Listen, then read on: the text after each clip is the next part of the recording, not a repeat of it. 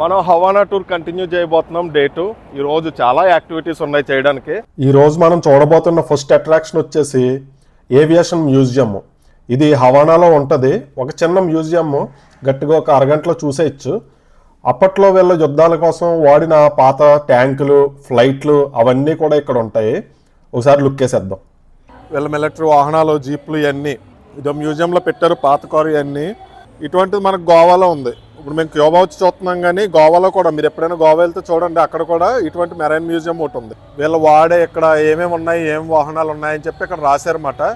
క్యూబాకి సంబంధించిన, ఆర్మీకి సంబంధించిన మిలిటరీ వెహికల్స్. Small museum. మనం వైస్ సిటీ గేమ్ ఆడినప్పుడు ప్యాంజర్ కానీ టప్మని పైనుంచి పడిపోయేది. ఒక్కోసారి ఇది నెత్తి మీద కూడా పడిపోయేది, మీకు గుర్తుందో లేదో. అదే ఇది ప్యాంజర్ రాకెట్. దాని పక్కనేమో ఇంజిన్, ఎయిర్ క్రాఫ్ట్ ఇంజిన్. బేసిక్గా ఇక్కడ స్టోరీ రాసిందండి. ఇది అప్పట్లో ఫిడల్ కాస్ట్రో వాళ్ళు యుద్ధం చేసేవారు కదా. బటిస్టా అని ఒక అతను ఉండేవాడు అన్నమాట, నియంత. ఆయనకి సంబంధించిన ఫ్లైట్ అంటే ఇది.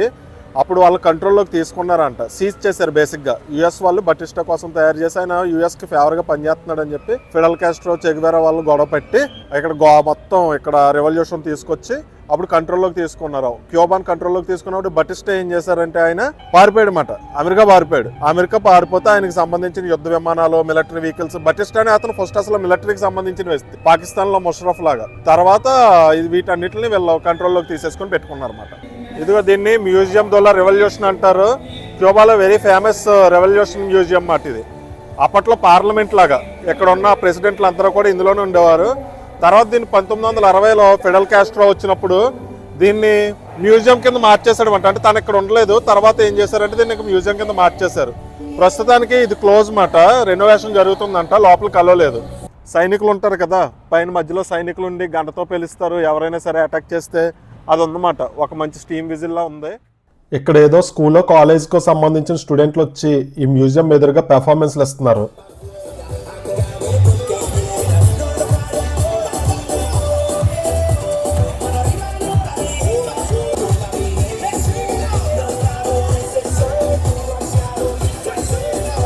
ఒక పెద్ద 2 స్టాచ్యూలు ఉన్నాయి, 2 పెద్ద స్టాచ్యూలు ఉన్నాయి.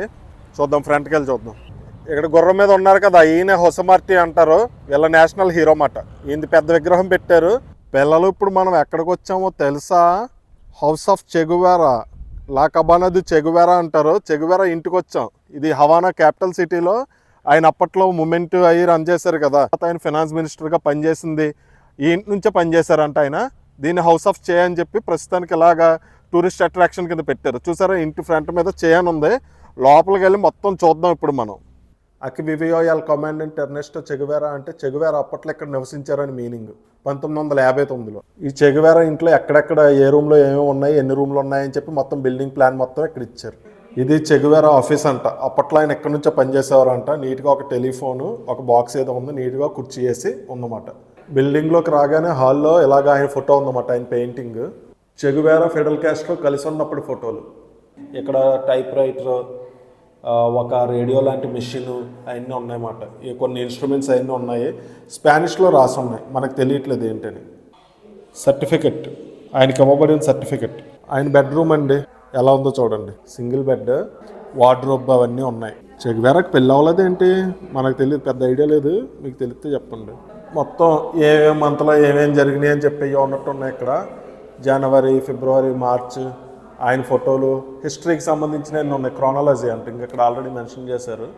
సిరీస్ ఆఫ్ ఈవెంట్స్, ఏ సంవత్సరంలో ఏమేమి జరిగినాయి అని చెప్పి మొత్తం అన్నీ కూడా ఇక్కడ నీట్గా డిస్క్రైబ్ చేసి పెట్టారు. అదర్ యాక్టివిటీస్ ఆఫ్ చే ఇన్ లా కబానా. ఈ ఇంటి నుంచి ఆయన వేరే ఇంకేమేమి చేసేవారు అని చెప్పి ఆయన పైలట్ కూడానంట, పైలట్లో కూడా చేసాడంట. చెగువేరా సైడ్ ప్రొఫైల్ ఎవరో ఇలా పెయింట్ గీసి ఇక్కడ పెట్టారు. తలనిండా స్టార్స్ మాట, వాళ్ళ కమ్యూనిస్ట్ సిద్ధాంతాలను రిప్రజెంట్ చేస్తూ నక్షత్రాలు ఉన్నాయి.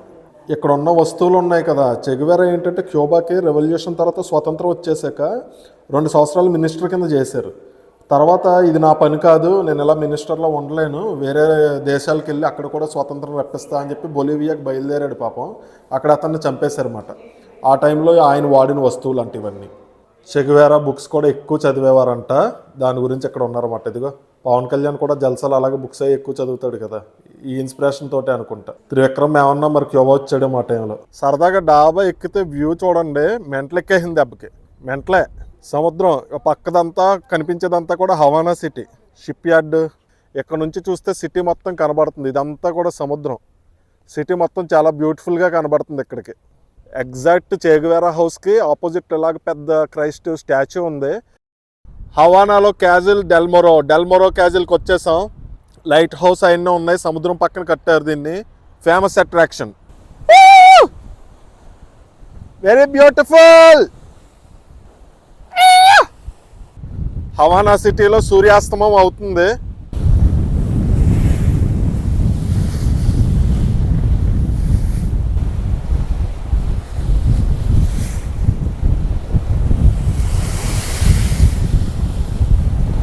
సో ఇవన్నీ ఏంటంటే ఇక్కడ ఈ కోట యొక్క హిస్టరీ మాట. అంటే ఇప్పుడు ప్రపంచంలో దీన్ని ఎప్పుడు ఎవరు కట్టారు, ఎవరెవరు కష్టపడి కట్టారు, అండ్ వాళ్ళు a kind of ingredients, a kind of cement వాడారు అని చెప్పి ఇలా రకరకాల సింబల్ వేసి తెలియజేస్తున్నారు అన్నమాట. మన కంట్రీలోనే ఉంటారు అనుకున్నాను నేను. ఎక్కడ పడితే అక్కడ మాట. ఇంకో ఎక్కడ పడితే అక్కడ ఇదే చెప్పేది. వాళ్ళ కంట్రీ మీద వాళ్ళకే రెస్పెక్ట్ ఉండదు అంటే ఇదే మాట. సేమ్ మన ఇండియాకి వచ్చినప్పుడు కూడా ఫారినర్స్ అలాగే తిట్టుకుంటారు. ఇంత అందమైన ప్లేసులు పట్టుకొని ఏంట్రా మీరు, సురేష్ లవ్స్ గీత ఇవన్నీ ఏంట్రా. ఇక్కడ ఫిరంగులు ఉన్నాయి. ఫిరంగులు క్యాజువల్ కదా, పెద్ద పెద్ద ఫిరంగులు ఉన్నాయి. ఇక్కడ 9కి ఫిరంగులు కాలుస్తారంట. కుదిరితే నేను మీకు అది కూడా చూపిస్తాను.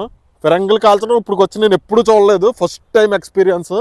క్యూబాలో చూడొచ్చు అంటది. ఈడెవడ ఇక్కడ మ్యారీ మీ అని ప్రపోజల్ పెట్టాడు చూడండి. వెరీ రొమాంటిక్ ఫెలో అన్నమాట. అది లైట్ హౌస్ మీకు కనబడేది. అప్పట్లో చాలా యుద్ధాలు జరిగినప్పుడు ఆ లైట్ హౌస్ చాలా హెల్ప్ చేసిందంట వీళ్ళకి, క్యూబా వాళ్ళకి. చాలా హిస్టరీ ఉందంట ఈ లైట్ హౌస్కి. మనం ఇందాక చూసిన క్యాజిల్కి దగ్గరలో ఇంకొక ఫోర్ట్ లాంటిది ఉంటుంది. అక్కడ ఫిరంగులు పేల్చే షో ఉందన్నమాట. కరెక్ట్గా టైంకి వస్తే ఫిరంగులు పేల్చడం చూడొచ్చు మనం. ఇవే ఆ ఫిరంగి గుళ్ళు. వీళ్ళ డ్రెస్సింగ్లు కూడా వెరైటీగా ఉంటాయి. ఈ షో కోసం ప్రత్యేకంగా ఈ బట్టలు వేసుకొని ఉంటారు వాళ్ళు. అసలు కోట ఎందుకు కడతారు అంటే ప్రొటెక్షన్కే కదా, రాజుల ప్రొటెక్షన్కే కదా కడతారు. అందుకే ఒక గేట్ తర్వాత ఓ గేట్ తర్వాత ఓ గేటు, ప్రతి గేట్ దగ్గర కూడా సెక్యూరిటీ. లోపలికి వెళ్ళగానే ఏదో ఊర్లోకి వెళ్ళిపోయినట్టు ఉంది. ఇదంతా ఒక కాలనీ. మీరు మొత్తం చుట్టూరు చూస్తే వీళ్ళ ఇక్కడ ఉండే సైనికుల కోసం కట్టారో మరి దేనికి కట్టారో తెలియదు, కానీ ఇవన్నీ కూడా రో హౌసెస్. దారిలో ఎక్కడికక్కడ ఫిరంగులు కూడా పెట్టారు ఇండికేషన్కి. ఇలా తిన్నగా వెళ్ళిపోండి అబ్బాయిలు, ఫిరంగులు వచ్చేస్తుంది అన్నట్టు పెట్టారు అన్నమాట. లోపల కూడా చిన్న చిన్న షాపులు అవన్నీ పెట్టారు, చిన్న మార్కెట్ లాగా. సావనీర్స్ కానీ చిన్న చిన్న బొమ్మలు కానీ అవి ఏమన్నా కొనుక్కొని పట్టుకెళ్ళడానికి.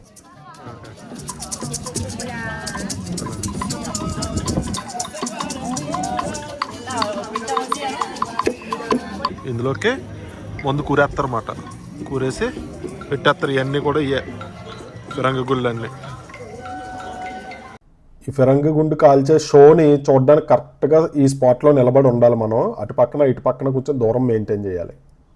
నేనేదో పెద్ద ఫిరంగి పెడతారనుకున్నాను, కానీ ఈ బుడ్డ ఫిరంగిని పెట్టారు. ఆ గుండెని కరెక్ట్గా ఇళ్ళల మీదకి అవి కాలిస్తే ఇళ్ళన్నీ కూలిపోతాయి కాబట్టి సముద్రంలోకి కాలుస్తారంట. ఇలాగా మనకు అటు పక్కనంతా కూడా హవానా నగరం కనబడుతుంది. ఫిరంగి కాల్చే ముందు వీళ్ళొక కార్యక్రమాన్ని చేస్తారన్నమాట. అది ఒక రిచువల్ లాగా.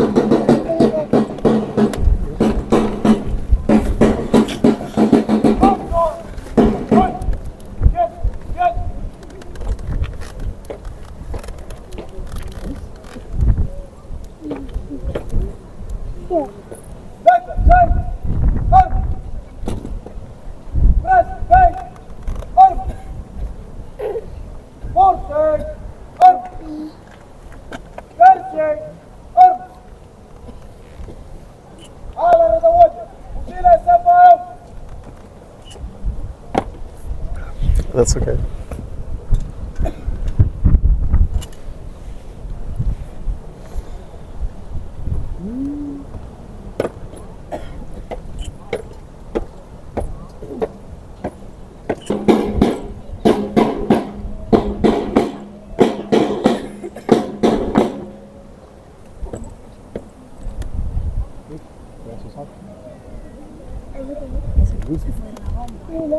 గుండు పెడుతున్నాడు.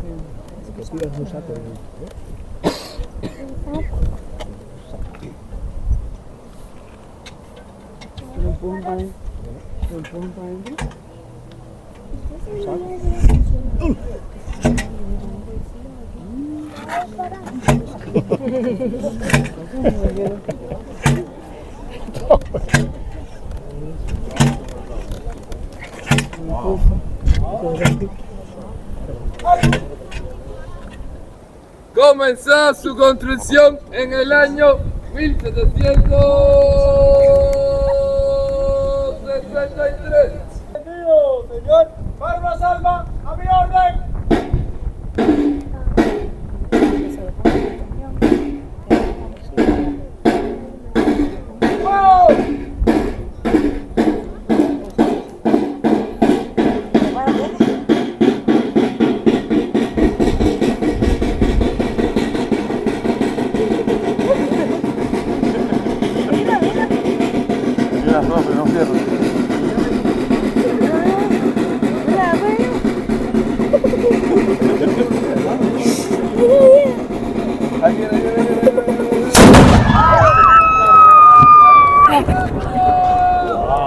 ఏదిరా కోడి అమ్మ నాకు కనబడిన కూడా కనబడలేదు. వీళ్ళ ఎంత హడావుడి చేసి గత్తర చేసేసి టప్మని కాల్ చేశారు. అది కంటికి కనిపించడం కూడా కనిపించలేదు. జాగ్రత్తగా ఎలా వచ్చారో అలాగా తిరిగి వెళ్ళిపోతున్నారు అనమాట. ఇక్కడతో ఈ కార్యక్రమం సమాప్తం. ఇంకింటికి తిరిగి వెళ్ళిపోయే ముందు ఫైనల్ అట్రాక్షన్ చైనా టౌన్. ఒకప్పుడు ఇక్కడ చైనా వాళ్ళు చాలా ఎక్కువ మంది ఉండేవారు. తర్వాత క్యూబన్స్ కి చైనా వాళ్ళు నచ్చక ఆల్మోస్ట్ వాళ్ళందరినీ వెళ్ళగొట్టేశారు. అప్పట్లో చైనా వాళ్ళు ఉండే ఏరియాను మాత్రం చైనా టౌన్ అని చెప్పి పెట్టి ఇక్కడ రకరకాల రెస్టారెంట్లు అవన్నీ ఇంకా నడిపిస్తున్నారు అనమాట. ఈ రెస్టారెంట్లు పేరు కావడానికి చైనా రెస్టారెంట్లు అయినా కూడా ఇవి ఉండేవి మాత్రం క్యూబా వాళ్ళు నడిపేవే, స్పానిష్ వాళ్ళు నడిపేవే. జస్ట్ ఏంటంటే టూరిస్టుల కోసం ఏదో మార్కెటింగ్ టాక్టిక్స్ మాట. చైనా ఫుడ్ అంటారు కానీ ఇక్కడ మేము టేస్ట్ చేసాము. చైనా ఫుడ్ లాగా ఏదీ లేదు, అన్నీ కూడా మిక్స్డ్ హైబ్రిడ్. నేను అన్నిటికన్నా పెద్ద చైనా టౌన్ శాన్ ఫ్రాన్సిస్కోలో చూస్తే అన్నిటికన్నా చిన్న చైనా టౌన్ ఇదే. ఒక వీధి అంతే ఆ చివరి నుంచి చివరికి. ఇదిగో ఈ సముద్రానికి సిటీకి మధ్యలో ఇలా రాడ్ ఉంది కదా, ఇది సిటీని సముద్రం నుంచి ప్రొటెక్ట్ చేయడానికి వేసారంట. ఒక 5 కిలోమీటర్స్ ఎంత ఉంటుందంట ఇలాగా హవానా సిటీ మొత్తం. ఇలాగా సముద్రం ఇంటెదురుగా ఎంత హైట్ పొంగిపోవడాన్ని వీళ్ళు క్యూబా వాళ్ళు అపశకునంగా భావిస్తారంట.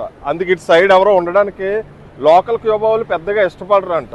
ఫారినర్స్ వచ్చి సముద్రం ఫ్రంట్ కావాలి అని చెప్పి అంటూ ఉంటారు కదా. ఇలాగ అలలు ఇలాగా వచ్చేయడాన్ని వాళ్ళ నేచర్ నీ మీద కోపంగా ఉంది అన్నట్టు భావిస్తారంట, అందుకు ఇష్టపడరంట. ఇక్కడ నుంచి మనం వెరడార్ అని ఇంకో ప్లేస్కి ప్రొసీడ్ అయిపోతున్నాము. బీచెస్, వాటర్ యాక్టివిటీస్ అవన్నీ కూడా ఉంటాయి. నెక్స్ట్ వీడియోలో ఆ డీటెయిల్స్ చూద్దాం.